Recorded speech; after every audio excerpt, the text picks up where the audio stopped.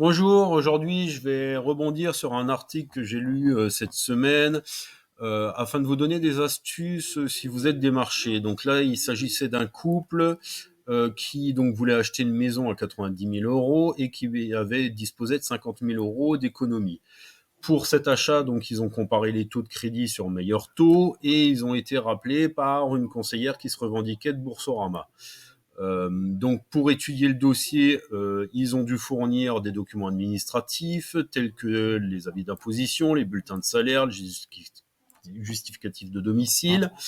La conseillère donc leur a fait une offre qui était intéressante, donc le couple l'accepte. Sauf que pour débloquer le prêt, donc la conseillère demande à ce que l'apport de 50 000 euros soit versé sur un compte crédit créé exprès pour l'achat de la maison. 3 semaines plus tard, le couple donc n'a pas eu de nouvelles et donc ils ont commencé à s'inquiéter. Ils se sont rendus compte que finalement, en joignant le service client de Boursorama, que la conseillère existait bien, mais que son identité avait probablement été usurpée. Donc, quelques conseils. L'apport en matière d'achat est toujours versé chez un notaire et d'ailleurs, je vous conseille d'en avoir un à vous, autre que l'autre partie.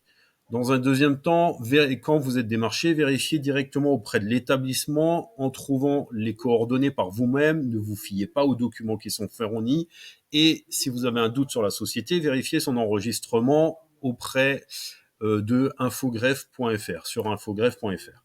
Si c'est gratuit, c'est que vous êtes le produit. Je vous rappelle que l'objectif des intermédiaires est la revente de vos informations et je ne suis pas convaincu de la vérification scrupuleuse de leurs partenaires. Exemple encore cet été avec la polémique sur les praticiens enregistrés sur Doctolib.